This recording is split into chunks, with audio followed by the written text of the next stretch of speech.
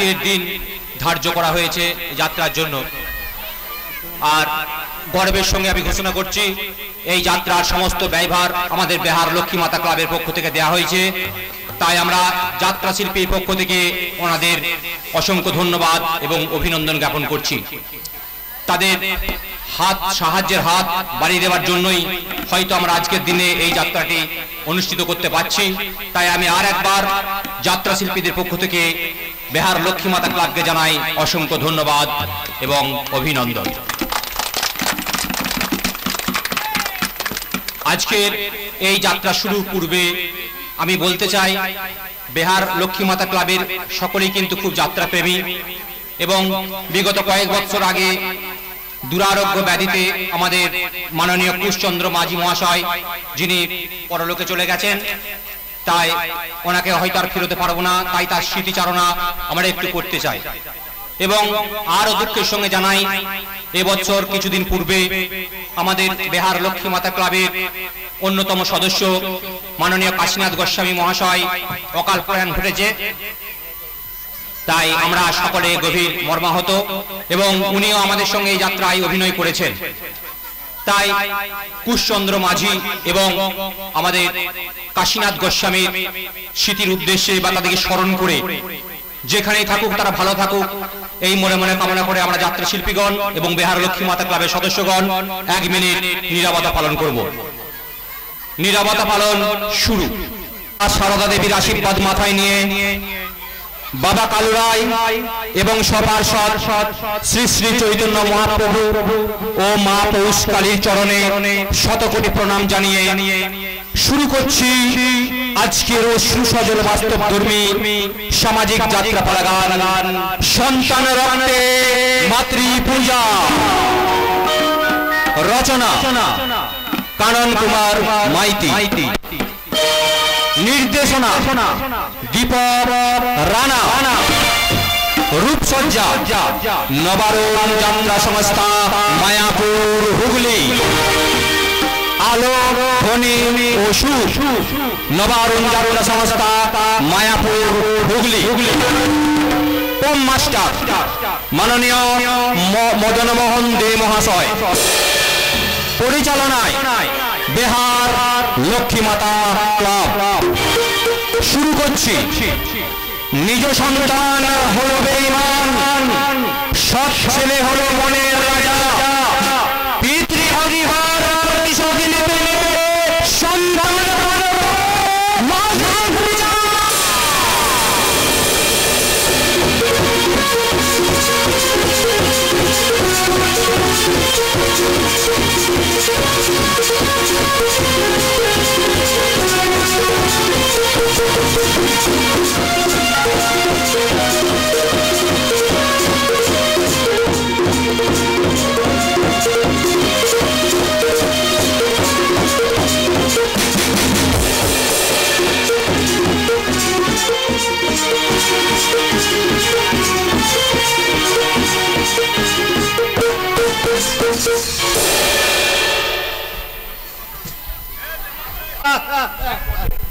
পুজোই বটে, যারা পুজো বাড়ি। আমার ভাই সদানন্দের জন্মদিন, সেই জন্মদিনের অনুষ্ঠানটাকে পূজা পার্বণের মতো পালন করবো না তো করবো কবে? ও তো আমার ভাই নয়, যার অনুজ লক্ষণ ভগবান শ্রীরামচন্দ্রের পদে এই অনুজ লক্ষণের নিবেদন। এ তুমি কি করেছো দাদা? কেন এই যে একেবারে করবো না? কারণ আমার ভাইটি তোর খেলনা নয়। কিন্তু ও বেলা তো এক গাড়ি মিষ্টি আসবে, আমার এ বেলা এত মিষ্টি বেলা খাওয়া হবে।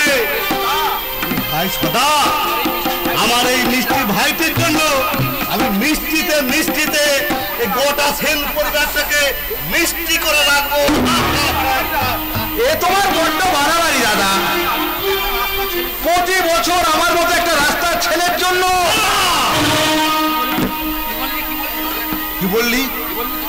কি বললি তুই? আর একবার বল হতভাগা। এ কথা তো মিথ্যা নয় দাদা। তুমি আমাকে রাস্তা থেকে তুলে এনে ছোট ভাইয়ের মতো লেখাপড়া শিখিয়ে মানুষ করে সমস্ত কারবারের পাওয়ার ও খাটনি দিয়ে তোকে বসিয়েছি এই সেন পরিবারের চালক। তারপরেও তুই একথা ভাবিস? তাহলে কি আমাদের স্নেহ, মায়া, মমতা, ভালোবাসার কোনো মূল্য নেই? ও কথা বলো না দাদা, তুমি আর বৌদি চির ওনার জীবনের বাবা মা, সূর্য চন্দ্র দেবের মতো। আমি তো তোমাদেরই সন্তান। সদানন্দ, তাই তোমার মুখের উপর কথা বলে যে অন্যায় আমি করেছি তার জন্য তুমি আমায় ক্ষমা করো দাদা। তোমার দাদা তোমাকে ক্ষমা করলেও আমি তোমাকে ক্ষমা করব না। কিন্তু বৌদি, অপরাধী জানিল না কি বা তার অপরাধ, বিচার হইল সে। হ্যাঁ, তোমার প্রথম অপরাধ হচ্ছে তুমি সবাইকে না, তোমার দাদাকে না জানিয়ে তোমার সমস্ত শ্রমিকদের ভাইদের তুমি মিষ্টি আর বস্ত্র বিতরণ করেছো। তাই নাকি? আরে ভাই, এত মহৎ তুই! আর তোমার দ্বিতীয় অপরাধ হচ্ছে তুমি আমার জন্য উপহার বসে এনেছো এক গাছা সোনার হার। বলছো তারা এই আমার সদা? চুরি ডাকাতি করিনি দাদা, আমার হাত খরচের টাকা থেকে বাঁচিয়ে। হ্যাঁ রে হতভাগা, তুই নিজে না খেয়ে আমার মাতৃসমা বৌদিকে দেবীকে সাজাতে চেয়েছিলাম। এটা কি আমার অপরাধ? এই বিচারটা উপরের ভগবান সম্মুখে হাজার হাজার গণদেবতা এরাই করবে। এখন ওর শুভ জন্মদিনে পাঁচটা ভাই খাই। ঠিক আছে ঠিক আছে, অনেক হয়েছে, এবার একটু বসো তো। এই পায়েসটা তোমাকে আমি খাইয়ে দিই।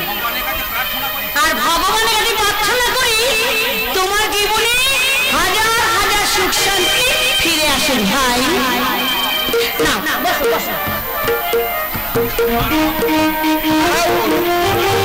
আজকের দিনে দাদা আমাকে পথ থেকে ঘুরিয়ে দিয়েছে, তাই এই দিনটা আমার নব জন্মদিন। ঠাকুরপো, কিন্তু দাদা না থাকলে এই দিনটা হয়তো আমার মৃত্যুদিন হতে পারে।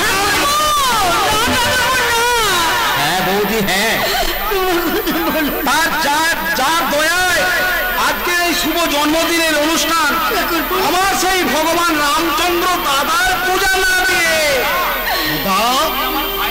তুই আমার ভাই নস, পূর্ব জন্মে বোধ হয় তুই আমার ছেলে ছিল। তাই তো এই জন্মেও আমি তোমার ছেলে হয়ে ফিরে এলাম দাদা।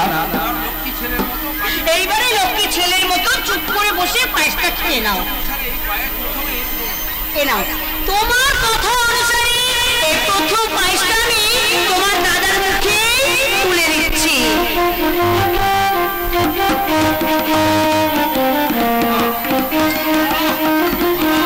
দেখি আমার ভাবছে কেন?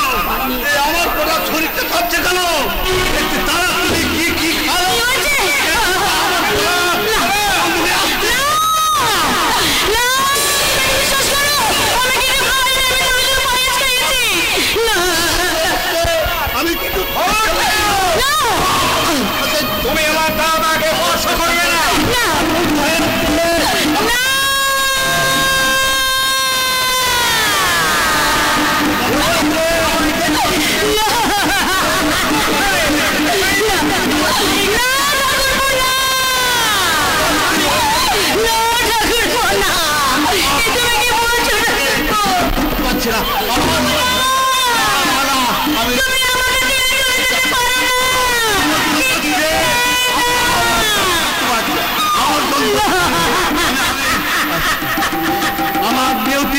আমার নিয়তি শেষ হয়ে আসছে।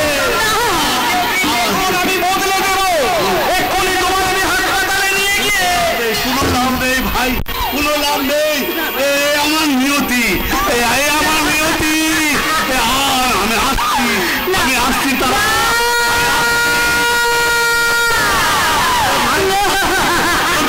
দেখিস তোর ভাইদের দেখিস, ভাইদের দেখিস। আমি আসছি।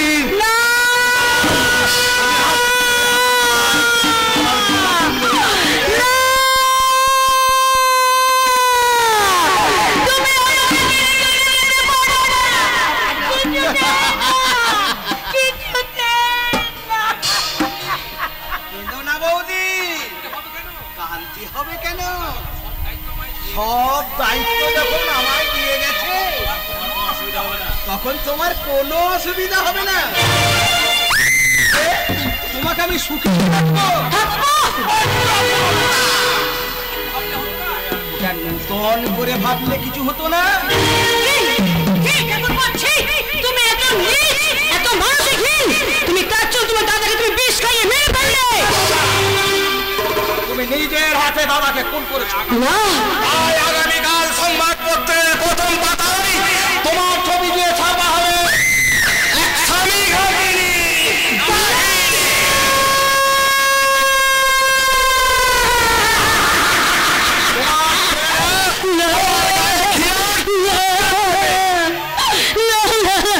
দেশের মানুষ তোমার মাথায় পাপি আছে।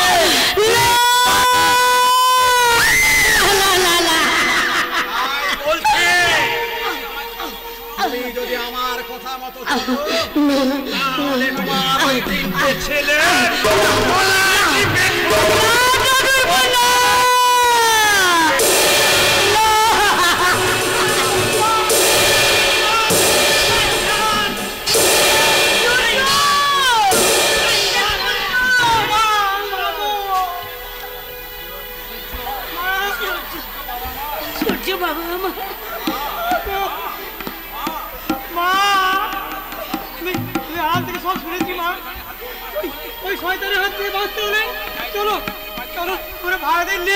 এখান থেকে পালিয়ে যাই মা।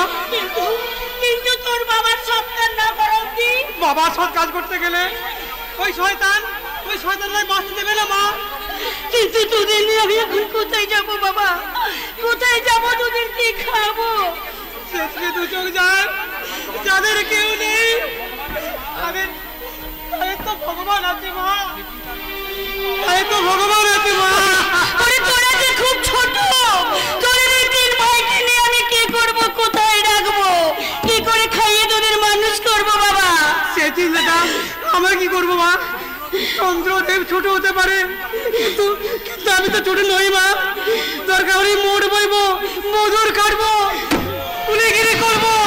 তবু চলো মা, চলো আমরা খেতে পালিয়ে যাই। চলো শয়তান আমাদের কাউকে বাঁচতে দেবে না মা।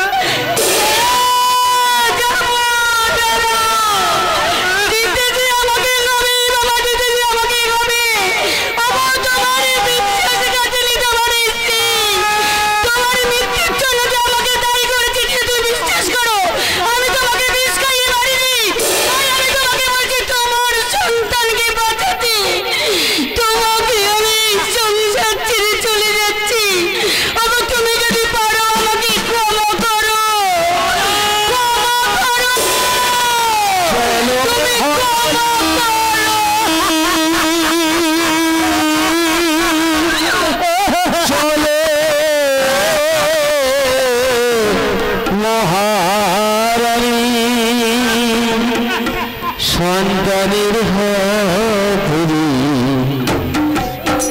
হয়ে ভিখারিণী, সন্তানের হাতুড়ি হয়ে ভিখারিণী। চলো মহারানী, চলো মহারানী।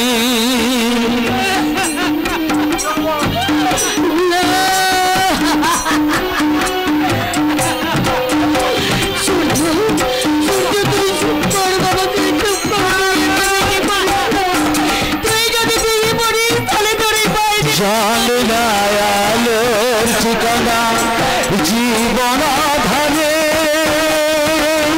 জানি না, ঠিকানা তার জীবন ধারে।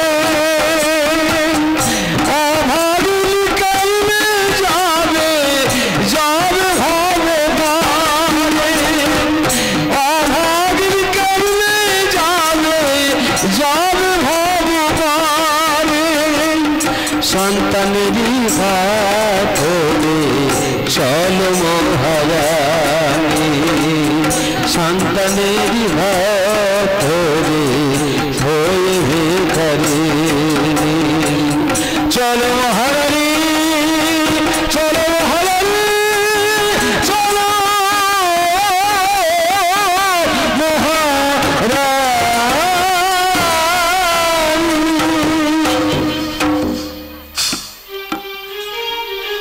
মাথা ঝিমঝিম করছে কেন? তারা কোথায় গেল? তবে কি ছেলেদের নিয়ে বাড়ি ছেড়ে পালিয়ে গেছে? যাক, আপদ গেছে। আগামীকাল সংবাদপত্রের প্রথম পাতায় এই খবরটা ফলো করে ছেপে ওকে আমি মিথ্যা বদনামের পাকে ডুবিয়ে আমার চলার পথ আমি পরিষ্কার করে দেব। তারপর কোন এক নিশিত রাতে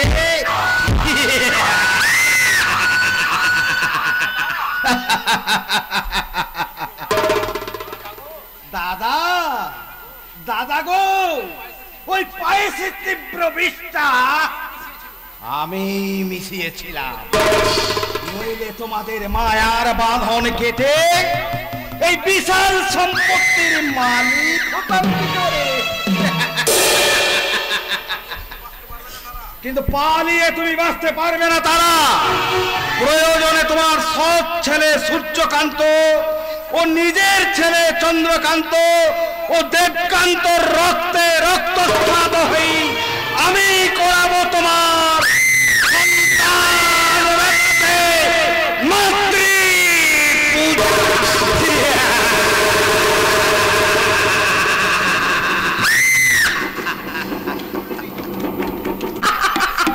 আরে বাবা, আমার পড়াশোনা নিয়ে বাড়ির সবাই একেবারে ব্যস্ত হয়ে উঠেছে। আরে বাবা, নাচ গান হই হুল্লোড় রোমান্স যার জীবনের একমাত্র ব্রত, সে কি কখনো ওই কলেজের চার দেয়ালের মধ্যে ওই বইয়ের পড়া শব্দগুলো পড়তে পারে?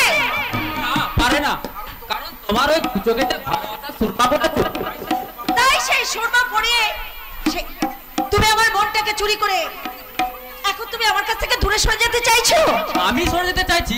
এ তুমি কি বলছো রজনী? ঠিকই বলছি। তা না হলে 1 ঘন্টা আমাকে এখানে দাঁড় করিয়ে রেখে তুমি কোন একলে মনে প্রাণে ঘুরে বেড়াচ্ছিলে, তাই না? মহান কাজ হয়তো আমি কিছু করিনি, কিন্তু তুমি তো আমার বাড়ির অবস্থা জানো। দাদা ট্যাক্সি চালিয়ে টাকা এনে দিলে তবেই তো আমি কলেজে আসতে পারবো। আরে সেই জন্যই তো বলছি, তোমার পড়াশোনার খরচের জন্য আমি ড্যাডির কাছ থেকে। না রজনী, এই কথা জানতে পারলে মা আর দাদা ভীষণ দুঃখ পাবে, আর কোনো কারণে আমি তাদের মনে দুঃখ দিতে চাই না। তাহলে আমাদের ভালোবাসার সুতোর বন্ধনটা তাদের হাতে, তারা যদি আমাকে মেনে নিতে না চায়? না রজনী, আমি আমার দাদা আর মাকে খুব ভালো করেই চিনি। আমার ভালোবাসাকে তারা কোনোদিনই অস্বীকার করে নেবে না। এই যদি করে তাহলে কি হবে? তাহলে কিন্তু আমার মরণ ছাড়া কোনো উপায় নেই চন্দ্র। না রজনী, শত বাধা বিপত্তিকে অতিক্রম করেও ঠিক আমি আমার ভালোবাসাকে ঠিক এমনি ভাবে বুক দিয়ে আগলে রাখবো। আর আমিও তখন তোমার বুকে মাথা রেখে বলবো, কি জাদু করেছো বলো না, ঘরে আর থাকা যে হলো না। কি জাদু করেছো বলো না, ঘরে আর থাকা যে হলো না। বুঝিনি কখন আমি হয়েছে তোমার, আজ দেখি তুমি ছাড়া নেই কিছু আর। কি জাদু করেছো বলো না, ঘরে থাকা যে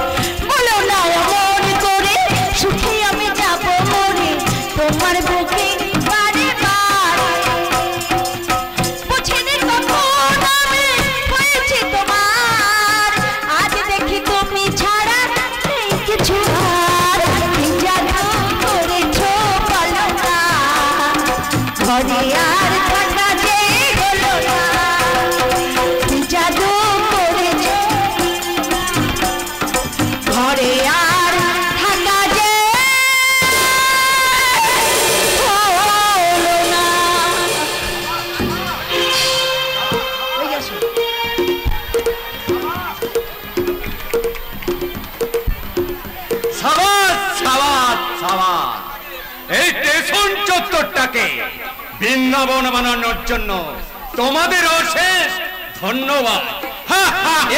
কে তুমি? এই এলাকার বস আমি কালিয়া।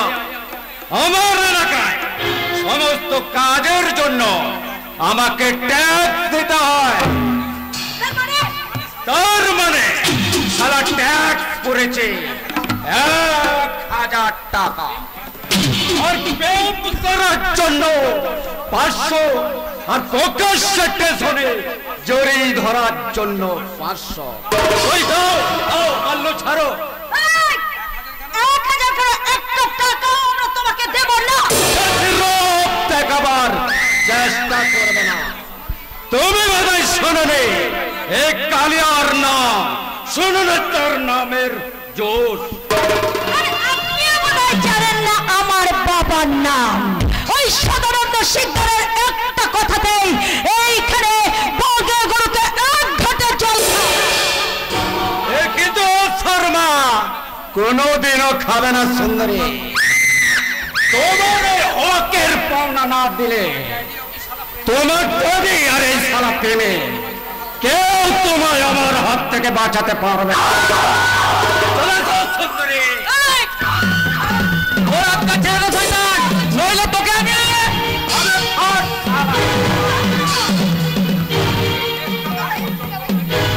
এই দেশটাতে এখনো জঙ্গলে পরিণত হয়ে যায়নি ভাইজান, তাহলে এত জানোয়ারের দফাদাফি কেন?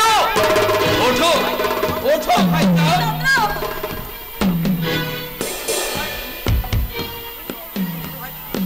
কি মেজু ভাই তুমি? হ্যাঁ আজাদ ভাই, আমরা কলেজে যাচ্ছিলাম, হঠাৎ ওই শয়তানটা। ওর শয়তানি এখনই শেষ হয়ে যাবে, কিন্তু তার আগে বলো ওই মেয়েটিকে। আমার কলেজের বান্ধবী। তাই কি রে জানোয়ার, ওর হাতটা ছাড়বি না অন্য ব্যবস্থা নেব? কোনো বই কারণ নেই যে আমার হাত থেকে শিকার ছিনিয়ে নিয়ে যা। কোনো বই কালান নেই। তোর মতো বেইনসানের বুকে ছবল মারতে আল্লাহ তাআলা এই দুনিয়ার বুকে ইনসান পাঠিয়েছে রে।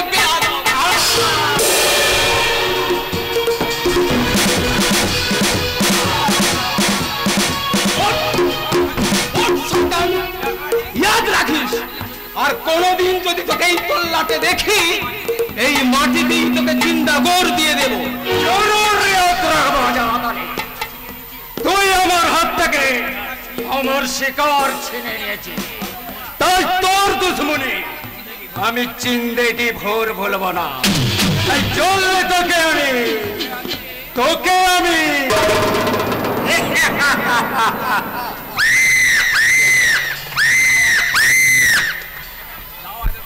যাও, এবার তোমরা কলেজে যাও।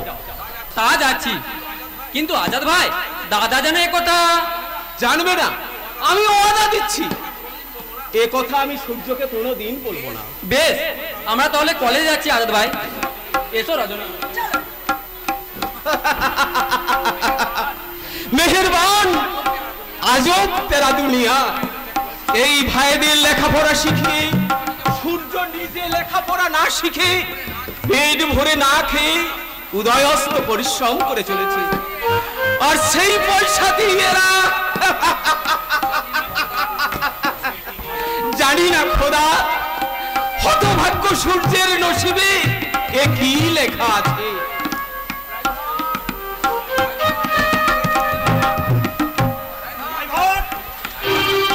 এই শালা ট্যাক্সি ড্রাইভার, ভদ্রভাবে কথা বলুন। ইয়াদ রাখবেন, ড্রাইভার হলেও আমরা মানুষ। তুমি আমায় জ্ঞান দিচ্ছ? না, বুঝিয়ে দিচ্ছি। চাল চলন পোশাক আশাক দেখে তো মনে হচ্ছে ভদ্রলোক, কিন্তু মুখের ভাষাটা এত ছোট লোকের অধম কেন? সামান্য একটা ট্যাক্সি ড্রাইভারের কাছে আমাকে কৈফিয়ত দিতে হবে? না, তেমন কোনো নিয়ম নেই।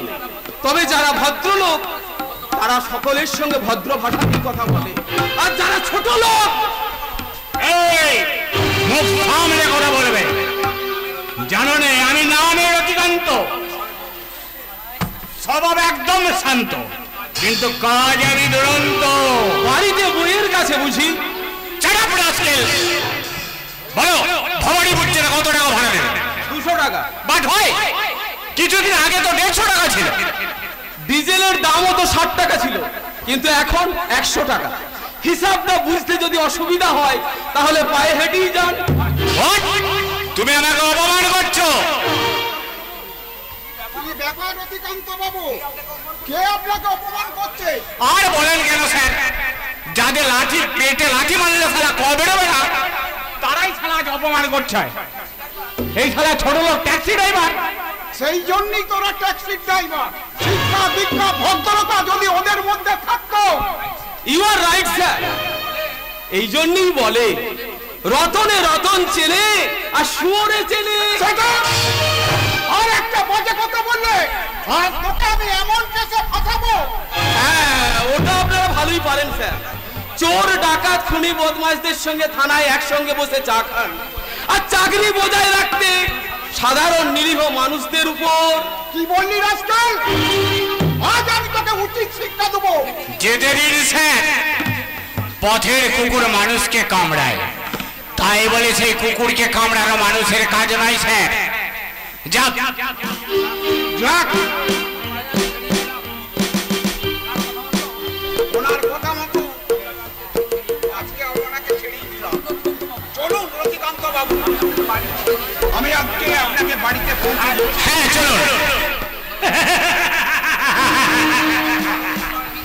ভারত মাতার বীর সন্তান নেতাজি সুভাষ, আজ তুমি কোথায়?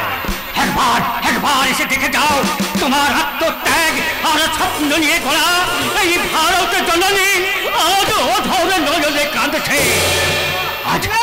আজ যদি গান্ধীজি বেঁচে থাকতেন তিনি লজ্জায় গলায় দড়ি নিতেন। ক্ষুদিরাম বিনয় বাদল দীনেশ হাসতে হাসতে মৃত্যুবরণ করতে পারতেন না। ভারতবর্ষের সংবিধান প্রণেতা ডক্টর বি.আর. আম্বেদকর তার এই রচনার অবমাননা দেখে তিনি নিজেই নিজের গালে থাপ্পড়। মানে তুই কি বলতে চাস?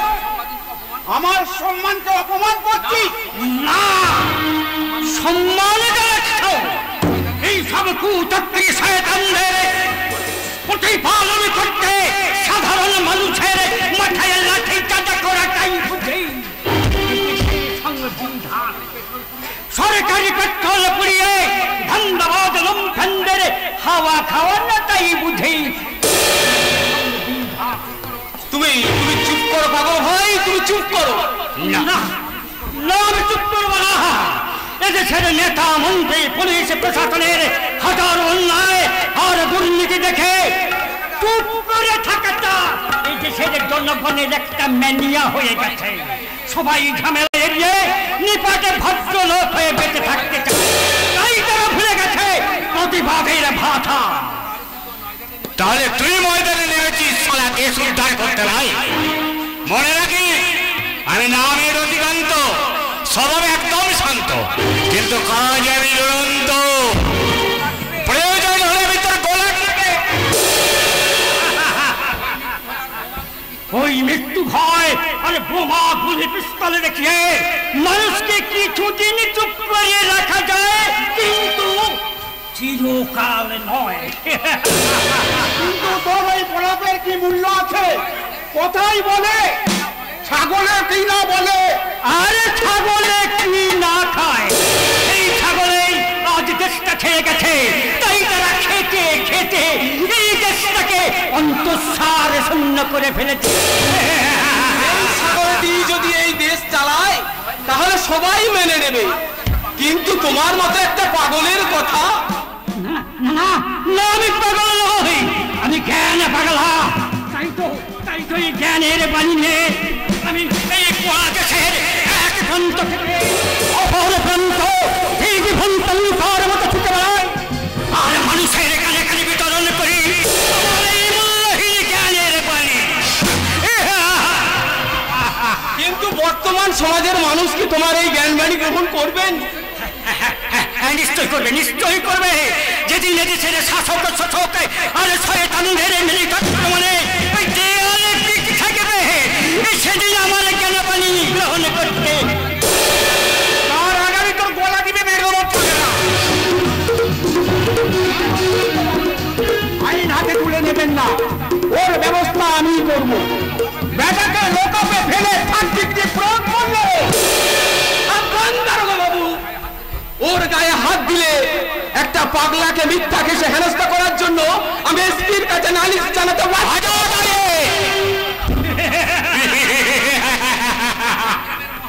ভারতের মহারণে আজ ন্যায়ের কাছে অন্যায়, পুণ্যের কাছে পাপ, আরে মানুষের কাছে অমানুষ আজ দিকে দিকে জয়লাভ করে চলেছে গো, দিকে দিকে জয়লাভ করে চলেছে গো, দিকে দিকে জয়লাভ করে ফেলেছে। तुमने बड़ा जो मन के लाए थे दो दिन, एक मन के दो दिन, एक और तुम्हें काट गए, एक इंतजार है।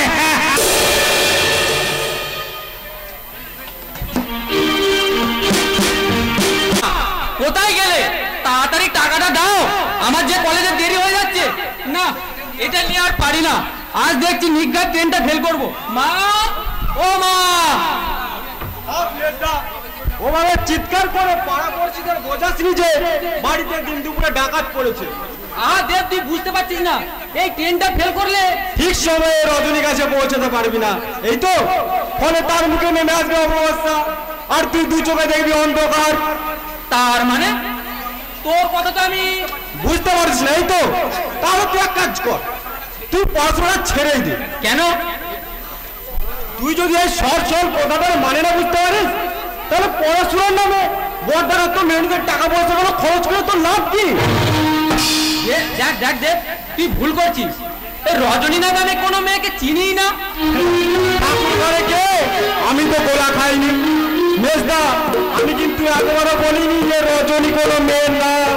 হ্যাঁ রে দেব, মার বন্ধে একথা এখনো জানেন, কিন্তু আমি সৌরভ, তুই কতদিন লুকিয়ে রাখবি? তুই বিশ্বাস কর দেব, আমি রজনীকে মেজদা, ভালোবাসা পাপ নয় আর অন্যায় নয়, কিন্তু আমরা যে পরিবারে জন্মেছি, মা ও বড়দার কষ্টের পয়সায় বড় হচ্ছি, লেখাপড়া শিখছি, তাতে পয়সা খরচ করে ভালোবাসার বিলাসিতা আমাদের সাজে না। না দেব, বাজেট খরচ করবো কেন? সেখানে আমি পরীক্ষার ফিজি জমা দিতে পারিনি। তাতে কি হয়েছে রে? কাল দিতে পারিস নি, আজ দিবি। কিন্তু আজই বা তুমি টাকা কোথায় পাবে বড়দা? ওরে দেব, দিন তোমাদের ট্যাক্সি ধরবো। ওরে দেব, তাতে কি হয়েছে? যার কেউ নেই তার মাথার উপর ভগবান আছেন রে। আর তুমি ভগবানই বুঝি তোমার দু হাত টাকায় ভরিয়ে দিয়েছে, ভরিয়ে দিতে না পারলেও তাতে অন্তত তোদের পরীক্ষার ফিসটা হয়ে যাবে। নে নে ভাই, টাকাগুলো ধর। নিশ্চয় নেব, কিন্তু তার আগে তোমায় বলতে হবে যে টাকাগুলো কোথায় পেয়েছো। মানে তোরা কি মনে করিস এই টাকাগুলো চুরি, ডাকাতি কিংবা অন্য কোনো অসৎ উপায়ে? না, আমরা তা বলিনি বড়দা, আর তুমি যে জীবনে ও কাজ করবেও না তাও আমরা জানি। তাহলে টাকাগুলো নিতে তোদের আপত্তি কোথায়? এর চেয়ে অনেক বেশি দূর দিনে মার আমি কিভাবে যে তোদের মানুষ করেছি। হ্যাঁ, অবশ্য তোরা তখন খুব ছোট ছিলি, কিন্তু আজ তো আমরা বড় হয়েছি দাদা। তোমাদের দয়ায় শিক্ষা দীক্ষা পেয়েছি, তাই তোমাদের সুখ দুঃখের খবর রাখা তো আমাদের কর্তব্য। সেই কর্তব্য তোরা দাদার কাছে পালন করছিস, কৈফিয়ত চাইছিস। মা, কান্না ঘাম রক্তের বিনিময়ে তোরা কিন্তু বড় হয়েছিস, তোরা লেখাপড়া শিখেছিস, আর তোদের মুখে হাসি ফুটানোর জন্য ও একটি হাসি ফুটিয়েছে। তোরা একটা কথা মনে রাখবি, ওর কিন্তু তোদের কোনো কিছু কর্তব্য পালন করেনি। না মা, না, এই অধ্যত্ত আমাদের কোনোদিনই হবে না। আমরা যে একটা কথা মনে রাখবি, তোদের ওই আমার সূর্য অশিক্ষিতর আলো দিয়ে তোদের শিক্ষিত করে তুলেছে, আর তোদের ওদের চোখের জল দিয়ে তোদের দিকে চলার পথ। তাই আমি তো কি বলছি, অনেক তিনটে হাসিটা তোদের কেড়ে নিস না, তোর এই কাপড় হাসিটা কেড়ে নিস না। করবে না বা করবে না, ওরা যে দাদা বলতে অজ্ঞান, ওরা কি পারে আমাকে ব্যঙ্গ ও বিদ্রুপ করতে? হ্যাঁ, পারেনি বাবা, পারে। এই সমাজ সংসার বড় নিষ্ঠুর, নির্মম, লোভ লালসার বিনিময়ে ওরা সব কিছু করতে পারে। বলছো মা? ওই মানুষ যে পাকে খায় সেই পাকটাই আগে ফুটো করে রে বাবা, ফুটো করে। আর এই সমাজের সবাই ফুট করে যায় সূর্য। তোমার কথাগুলো মিথ্যা নয় মা, কিন্তু এ সংসারে আমি আমার শ্রদ্ধা আর ভালোবাসা দিয়ে প্রীতি তুমি শোধ করবো। আর আমিও তোমায় কথা দিচ্ছি মা, চন্দ্র দাদার উপযুক্ত মর্যাদা আমি রক্ষা করতে চন্দ্র প্রয়োজন হলে জীবন দেব মা। না চন্দ্র না, আমি তো চাই না। তোরা প্রকৃত মানুষ হয়েছিস, আমি তো এটাতেই খুশি। হ্যাঁ, ওইসব কৃতজ্ঞতা স্বার্থপরতা নিয়ে তোরা মাথা ঘামাচ্ছিস কেন? ওই পুরনো মর্যাদার কথাগুলো মাঝে মাঝে ঝাড়াই করার দরকার আছে বড়দা। যাক শোন, তোদের কলেজের দেরি হয়ে যাচ্ছে, নে টাকাটা ধর। দাঁড়া দাঁড়া সূর্য দাঁড়া, ওদের কাছে না বললেও আমার কাছে বলতেই হবে এতগুলো টাকা তুই কোথায় পেয়েছিস। হ্যাঁ আমি জানি তোর ট্যাক্সি ধর্মঘট চলছে, আর তুই দেনায় মাথায় বিক্রি হয়ে রয়েছিস, আর তোর বন্ধু বান্ধবের তো একই অবস্থা, তবুও বলছিস এতগুলো টাকা তুই কোথায় পেয়েছিস। কোথায় কিভাবে পেয়েছি আমি তা বলতে পারবো না মা, তবে বিশ্বাস করো সূর্য এই টাকাটা আমি কোনো অসৎ উপায়ে রোজগার করিনি মা। তবে আমি জানি তবু তুই কেন বলতে পারছিস না। ধার তুই কিন্তু ধার করলে তুই শোধ করবি, তবে কেন তুই বলতে পারছিস না বাবা। সংসারের জলটুকু নিজের কাছে নিয়ে তুমি সবার কাছে দোষী সাহায্য কেন দাদা? চন্দ্র দেব মা সূর্য আমি এই সংসারের ধর্মপ্রাণ যুধিষ্ঠির, ভগবান শ্রী রামকৃষ্ণ, দস্যু রত্নাকর, বাল্মীকি সব কিছুই তুমি। তাই তোমার অসম্মান আমি কিছুতেই সহ্য করতে পারবো না বর্দা। আমি তোমার পাওয়ার অনুরোধ করছি,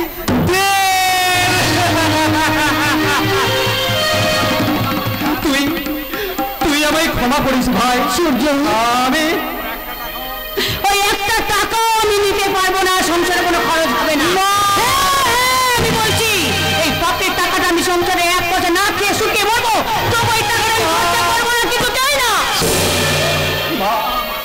মাগো, এতদিন পরে তুমি তোমার সূর্যকে এই চিনলে মা? সূর্য না, সূর্য না, আমি তোকে অনেকদিন আগে চিনেছি, সূর্য দিদির থেকে আমি চিনেছি। তুই ওই শয়তানের কবল থেকে আমাদের তিনজনকে উদ্ধার করে বলেছিলিস মাগো তোমাদের প্রাণ বাঁচাতে আমি মুঠে গিরি করবো, রিক্সা চালাবো, তবে আমি ভাইকে ভাইয়ের মতো মানুষ করবো, তোমাদের দুহাতে মুঠো খাওয়াবো। আমি সেদিনই তো আমার সূর্যকে চিনেছি বাবা। সে কথা তো আমি অক্ষরে অক্ষরে পালন করে চলেছি মা। তাহলে তুমি তোমার সূর্যকে এতদিনে এই চিনলে? তবে তুই কেন অবিশ্বাস কালো মেয়ে, তুই আমার কাছে তুই অবিশ্বাস করছিস কেন বল?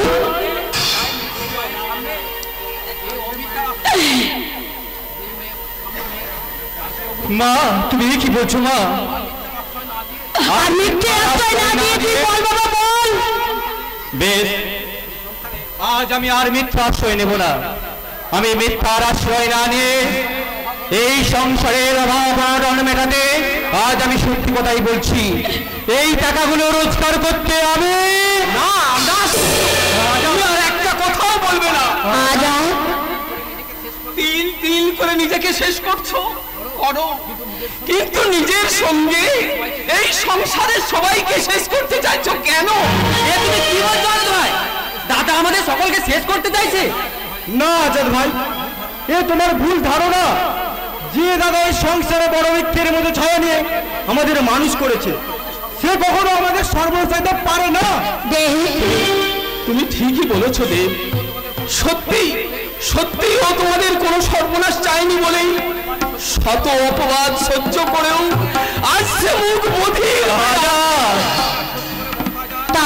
তাহলে তুমি সত্যি করে বলো তো হাজার, আমার সূর্য এতগুলো টাকা কোথায় পেল? কারণ সে সত্য বড় নিষ্ঠুর আম্মি জান। আপনারা সহ্য করতে পারবেন? এই দুঃখ যন্ত্রণার জ্বালা আমরা এতদিন সহ্য করেছি, আমরা সব সহ্য করবো। তুমি বলো আজাদ, বলো আমার সূর্য এতগুলো টাকা কোথায় পেয়েছে? তুমি বলো, আমরা যে কোনো আঘাত আমরা সহ্য করতে পারবো। তাছাড়া সব দুঃখ কষ্ট পর্দা একা বুকে নিয়ে হাহাকার করবে কেন? আমরাও তার অংশীদার হতে চাই। তুমি বলো আজাদ ভাই, তুমি বলো। সব কথা শুনে এই দুঃখের ভাগ তোরা নিতে পারবি না রে দেব? সমস্ত দুঃখ কষ্টকে সহ্য করার জন্যই আল্লাহ তাআলা ওকে এই পৃথিবীতে পাঠিয়েছে। আয়াত তোমার শনিদেবের পাঁচালীটা আবার বন্ধ করবে না, তাহলে যে ওরা মহামুনির অস্থি দিয়ে গড়া বজ্রটা ওরা সৃষ্টি নয়, ধ্বংসের কাজে ব্যবহার করবে সূর্য ভাই। আজাদ সেই মহাপুরে ধ্বংসটা করে গিয়ে আমার রাজা এত সুন্দর আমার সূর্য সংসারকে করে তুলেছে, তবে কেন বলো তুমি এতগুলো টাকা কোথায়? নিজের শরীর থেকে রক্ত বিক্রি করে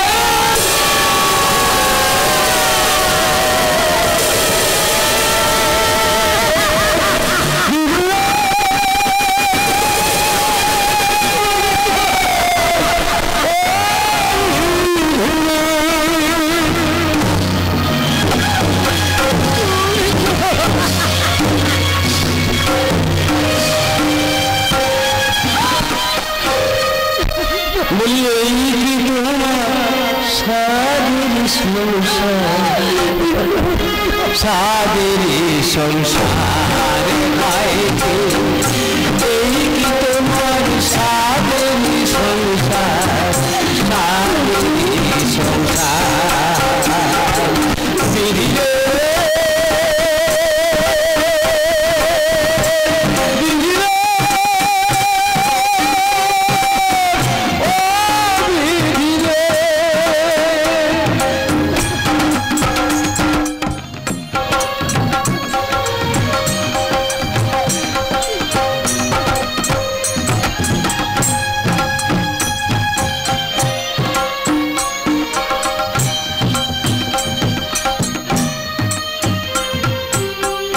মায়ার বাঁধন কঠিন বাঁধন যায় না সে তো ছেড়া, মায়ার বাঁধন কঠিন বাঁধন যায় না সে তো ছেড়া, বিধিরে কি লেখা ভাই লিখিল কপালে,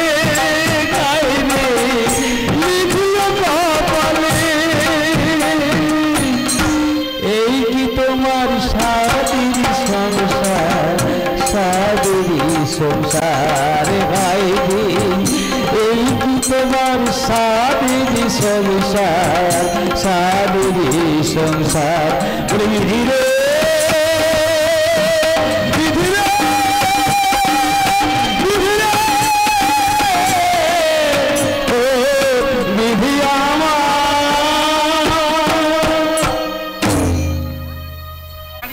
পূজার বোনাসে 10 লক্ষ টাকা নিয়ে তোমার ওভাবে ভাড়া গাড়িতে আসা উচিত হয়নি মামনি। তা আমি জানি বাপি, কিন্তু হঠাৎ রাস্তার মাঝে গাড়িটা খারাপ হয়ে গেল, বাধ্য হয়ে গাড়িটা গ্যারেজ করে দিয়ে ভাড়ার গাড়িতে। আরে প্রয়োজনে চাপতে হয়, তা বলে সেই গাড়িতে তুমি ওই টাকার অ্যাটাচিটা ফেলে আসবে? উত্তেজনার বসে আমার মাথা ঠিক ছিল না বাপি, তাই অ্যাটাচিটা ফেলে রেখে আমি গাড়ি থেকে নেমে ভাড়াটা মিটিয়ে দিলাম, তারপর সে চলেই গেল। যা গেছে তা হয়তো আর কোনোদিনই ফিরে আসবে না, বুঝলে? যা গেছে তা কোনোদিনই ফিরে আসবে না। থানায় একটা ডায়েরি করে ওই 10 লক্ষ টাকা আরো তুলে নিয়ে এসো।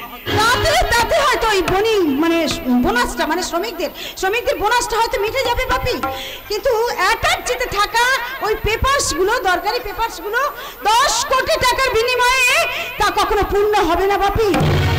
তা আমি জানি মামনি, তা আমি জানি, তা বলে এই হাত পা গুটিয়ে বসে থাকলে তো আমাদের কোনো সমস্যার সমাধান হবে না। এই কারবারকে সচল রাখতে হলে সবার আগে প্রয়োজন আমাদের ওই দরকারি পেপারসগুলো। ও টাকাগুলো বাদ দিয়ে যদি পেপারসগুলো আমি ফিরে পেতাম। হ্যাঁ, ভাগ্য ভালো হলে ফিরে পেতেও পারো মামনি। হ্যাঁ, বলা তো যায় না, ওই ট্যাক্সি বাড়ি ওই ট্যাক্সি ড্রাইভার যদি সৎ আদর্শবাদী হয়, কারণ সততা আদর্শ ওইগুলো ওই ছোট লোক ট্যাক্সি ড্রাইভারের কাছে আশা করা যায় না। হ্যাঁ, তা কি করে যাবে? ওগুলোর জমিদারি তো আপনি একাই কিনে রেখেছেন। সর্বাণী, কথাগুলো কি তুমি আমাকেই বললে? যেতে দিন বিশাল বাবু, যেতে দিন। কিন্তু কি ব্যাপার, আপনি হঠাৎ অফিস ছেড়ে বাড়ির ভেতর চলে এলেন যে? থাকতে পারলাম না কাকা বাবু। 10 লাখ টাকার খবরটা শুনেই চোখ ফেটে জল বেরিয়ে আসতে পারে, এটা রাখুন, মুছে নেবেন। পাস করছেন? এটা উপহাসের সময় নয় সর্বারে, যে কোনো প্রকারে ওই টাকাটা।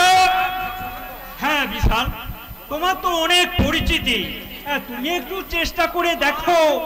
বাপি, বাপি কাকে তুমি কি বলছো? ছাগল দিয়ে কখনো জবাই করা হয় না বাপি। হোয়াট? ইয়েস। তুমি আমাকে ছাগল বললে? তুমি এইভাবে আমাকে অপমান করছো? উপযাচক হয়ে সব ব্যাপারে যে নাক গলাতে যায়, তার নাকটাই তো কাটা যেতে। ওকে, আমি আর নাক গলাবো না। আর ট্যাক্সি ড্রাইভারের ব্যাপারেও মা কালীর দিব্যি আমি কোনো কথা বলতেও আসবো না। ভেতরে আসতে পারে? আসুন। আপনাকে তো ঠিক বলছি, তার আগে বলুন তো ওই অতি পরিচিত ভদ্রলোকটি এখানকার কে? আমি সর্বাণী স্টিল প্ল্যান্টের ম্যানেজার বিশাল নাগ। সত্যি আপনি বিশাল নাগ? তাই ছবলটা আপনি ভালোই মারতে পারেন। হ্যাঁ শুনুন, আপনার ম্যানেজারের ভাষায় সেই ছোট লোক ট্যাক্সি ড্রাইভার যে ম্যাডামের টাকা ভর্তি অ্যাটাজিটা ফেরত দিতে এসেছে। অ্যাটাজিটা ভালো করে দেখে নাও সর্বাণী, সবকিছু ঠিকঠাক আছে কিনা। ছোট লোকদের তো লোভের শেষ নেই। আর একটা বাজে কথা বললে দারোয়ান দেখে ঘাড় ধাক্কা দিয়ে এই বাড়ি থেকে আমি পার করে দেব। সর্বাণী, মা কালীর দিব্যি, আমি তোমার মঙ্গলের জন্য। সেই চিন্তাটা আপনি আমাকে করতে দিন। তাছাড়া একটা কোম্পানির সম্মানীয় ম্যানেজার আপনি, আপনার দৃষ্টিভঙ্গি আমার শকুনের মতো কেন? তোমার মতো গবেটের এটা বোঝা উচিত ছিল যে উনি যদি লোভী হতেন তাহলে ওই অ্যাটাজিটা ফেরত দিতে আসতেন না। আর অ্যাটাজিটা তো আপনার হাতে পড়লে তো আর কথাই ছিল না। তবু আপনি দেখে নিন ম্যাডাম, আপনার এই অতি বিশ্বাস কিন্তু ক্ষতির কারণ হতে পারে। আপনার সততাকে শ্রদ্ধা জানাতে সেই ক্ষতিকে আমি হাসি মুখে মেনে নেব। মাফ করবেন স্যার, গরিব মেহনতি ট্যাক্সি ড্রাইভার আমি। ভাড়াটে ট্যাক্সি চালিয়ে মা ভাই বোনেদের নিয়ে দুঃখের অন্ন আমরা সুখ করে খাই। পুরস্কার দিয়ে আমার এই নির্লভ মনটাকে খুন করে আপনার ওই ম্যানেজারের কথাটাকে সত্যি করে দিবেন না ম্যাডাম। নমস্কার, চলি। চলি বললি এই বাড়ি থেকে চলে যাওয়া যাবে না দাদা। এসেছেন নিজের মনে, বাড়ি যাবেন আমার পারমিশনে। তার মানে এই দার্জিলিংয়ের চায়ের বোতল পরিষ্কার, অতিথি নারায়ণ। শুধু মুখে ফিরে গেলে গৃহস্থর অকল্যাণ হয়। তাই বসুন, চা খান, নাম ঠিকানা বলুন, তারপর আপনি বাড়ি যাবেন। নাম ঠিকানা জেনে তুমি কি করবে? হাই ভগবান, একে বুদ্ধিমান বলি কি করে? আমার নয় দাদা, এই দিদিমণির কাজে লাগবে। না লাগলে উনি নিজেই চেয়ে নিতেন। পোকা ছেলে, বোঝে না লজ্জায় নারীর ভূষণ। দাদা, মানুষের মুখই তো মনের আয়না। এই মুখ দেখে বুঝতে পারছেন না? উনি বুঝতে না পারলেও তোর তো বোঝা উচিত ছিল যে ওনার মতো ওই ম্যানেজার বাবুর জন্য এক কাপ চা। দিদিমণি, আমার ইঞ্জিনটা বিকল, কিন্তু ঠিক সময় ঠিক কাজটা আমি করতে পারি। আমার নামে ন্যানো গাড়ি। তাছাড়া উনি তো আর অতিথি নন, অফিসের বাবু। তাই চাটা ক্যান্টিনেও খেয়ে নিতে পারেন না, কি বলেন ম্যানেজার বাবু? ওকে, তোমার এই অপমান আমি ভুলবো না নানু। সময় আর সুযোগ পেলে মা কালীর দেবী এ কথার যোগ্য জবাব আমি দেব।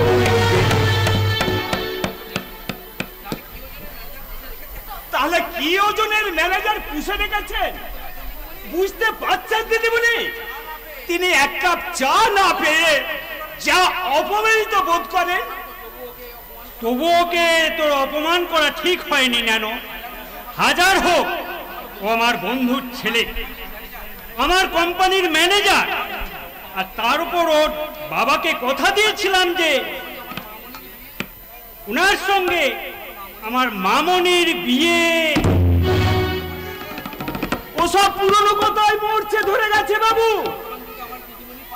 বর্তমান যুগে আমার দিদিমণির পাশে ময়ূর চাই, ময়ূর, ময়ূর পুচ্ছধারী কাক নয়। হ্যাঁ, যাক সে কথা। বলুন।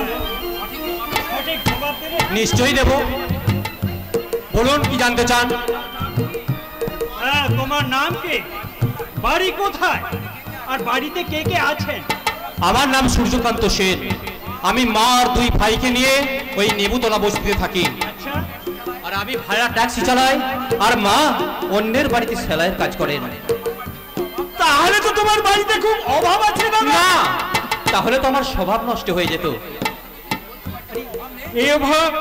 এই অবস্থাতেও তুমি বলছো তোমাদের বাড়িতে কোনো অভাব নেই? স্যার, যার মাথার উপর মমতাময়ী আশীর্বাদী হাতটা থাকে, পৃথিবীর কোনো দুঃখ, কোনো অভাব, কোনো অনটন তাকে স্পর্শ করতে পারে না স্যার। সূর্য, তোমাকে যতই দেখছি আর তোমার কথা শুনছি ততই আমি যেন অবাক হয়ে যাচ্ছি। অবাক পরে হবেন বাবু। হাতের ঢিল একবার ফসকালে হাজার চেষ্টা করলে সে ঢিল ফিরে আসে না। হ্যাঁ হ্যাঁ সূর্যবাবু, হ্যাঁ, বলুন। বলছিলাম কি যে আপনি ওই ভাড়ার গাড়ি চালানো ছেড়ে দিয়ে আপনি এখানে চাকরি করবেন? দেখুন, আমার বিদ্যা বুদ্ধি কিন্তু খুবই সামান্য, যা দিয়ে কোনো চাকরি। আর সেটা আমি বুঝবো, আপনি শুধু হ্যাঁ কিংবা নাই বলুন। ঝুলে পড়ুন দাদা, ঝুলে পড়ুন। পাশে তো আমি আছি নাকি? হয়তো আমার ইঞ্জিনটা বিকল, কিন্তু ঠিক সময় ঠিক কাজটা আমি করতে পারি, তাই আমার নামে ন্যানো গাড়ি। মামনি, মামনি, তুমি না বলেছিলে যে ওই আমাদের গোডাউনের হিসেবে গভর্নমেন্ট ঠিকছে, তাহলে না হয় ওই সূর্যকে স্টোর কিপার হিসাবে। কিন্তু আমি কি এই মহান গুরুদায়িত্ব পালন করতে পারবো স্যার? আবার কিন্তু কেন? আবার কিন্তু কেন? যে সততা নিয়ে আপনি আমার কোম্পানির মান সম্মান বাঁচিয়েছেন, সেই সততা দিয়ে আপনি পারবেন না আপনার সংসারকে, আমার কোম্পানিকে নতুন জীবন দান করতে? পারবো ম্যাডাম, আমি পারবো। আমি আমার জীবন দিয়েও আপনার এই ঋণ বিশ্বাসের মর্যাদা আমি রাখবো, এই কথাই দিলাম।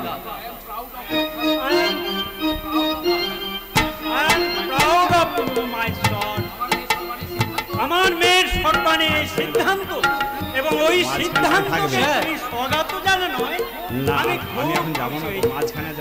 আমি খুব খুশি হয়েছি।